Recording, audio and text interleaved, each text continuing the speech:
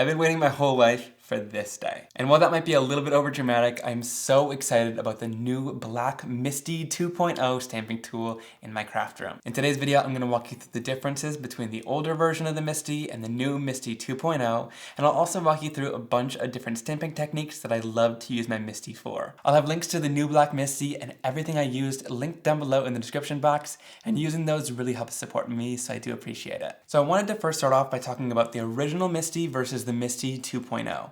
This is the original MISTI, my first one that I've ever had.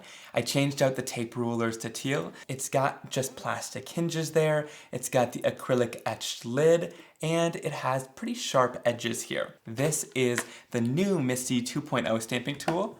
It's got a spot for the magnet down there. It has metal in its hinges, so they've really held up over the years and have been a lot stronger.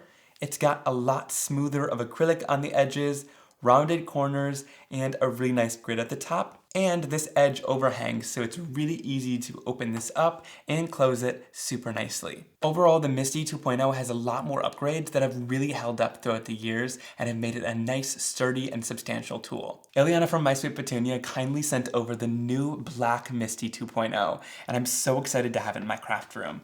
This new black ruler is just stunning, and it has white numbers, so it's super easy to read the markings. The older MISTI just was a sticker on the side, whereas this one is molded and kind of etched into there, so it's not going to rub off whatsoever. Now let's talk about when you purchase a new MISTI, some of the things that I love to do to get it ready for my stamping. Inside the tool, your MISTI will come with a small pad of grid paper sheets, which you can use for stamping, and also this foam mat, which is really nice because it's a great cushioned surface for getting a great stamped impression.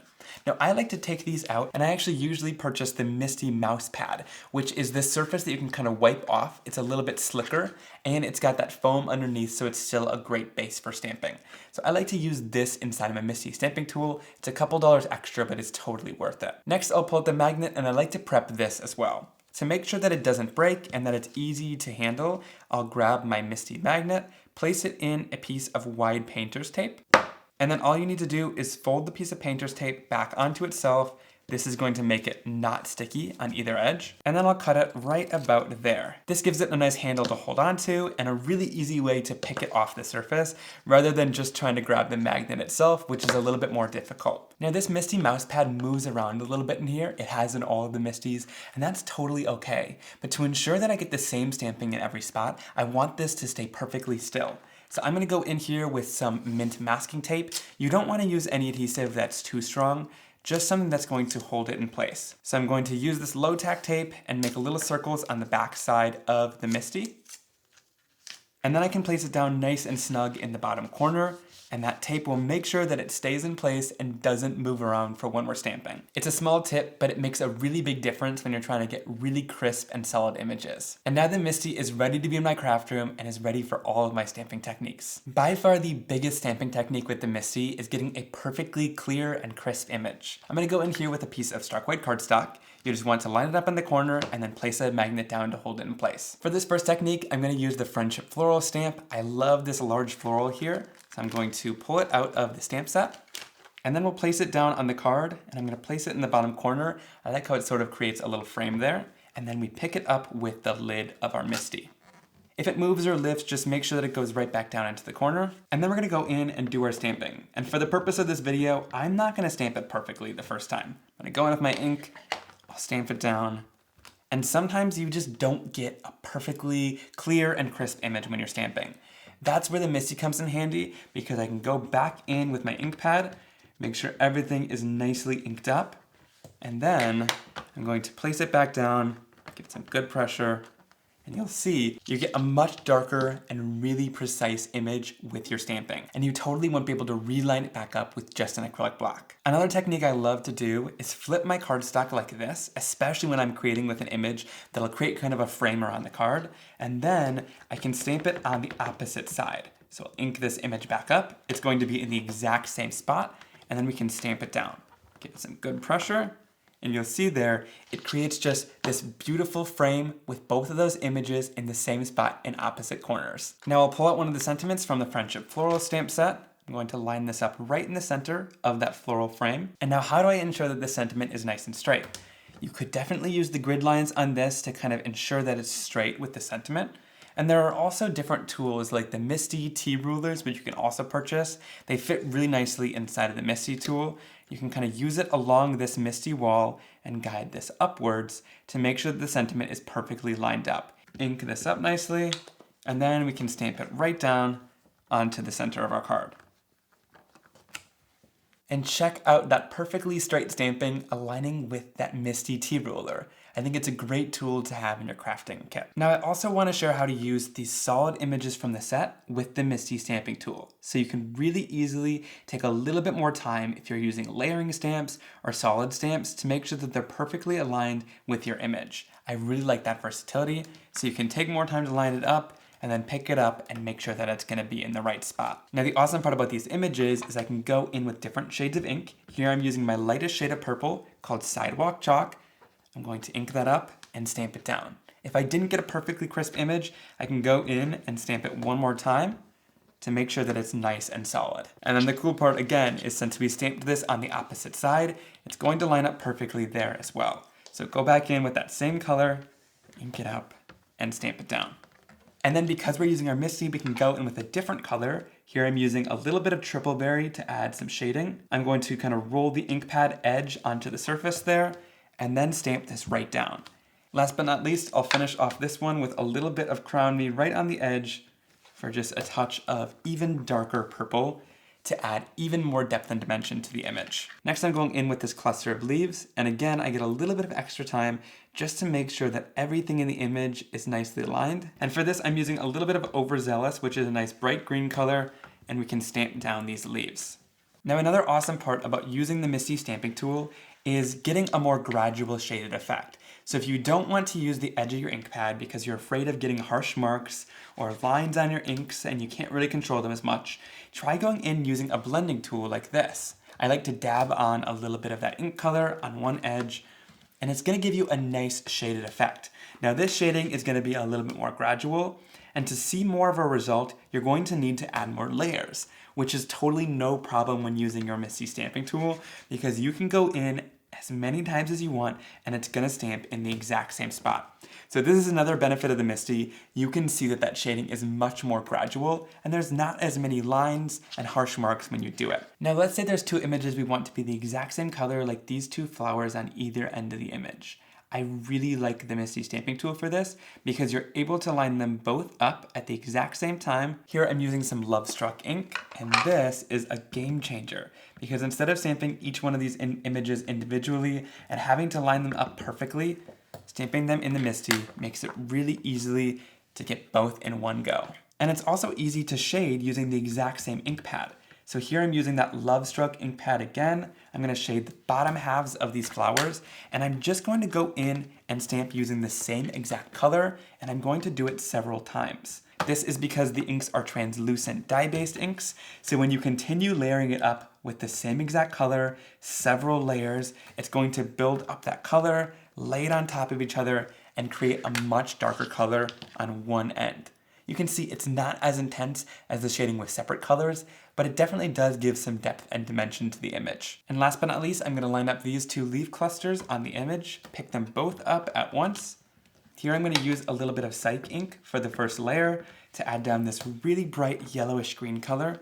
In nature, not every leaf is gonna be the exact same color, so I like to use different shades of green to bring more life to the image. And then to add shading to that, I'm gonna use a little bit of Viper, which is this dark kind of olive color, and I'll just shade it from the bottom upward.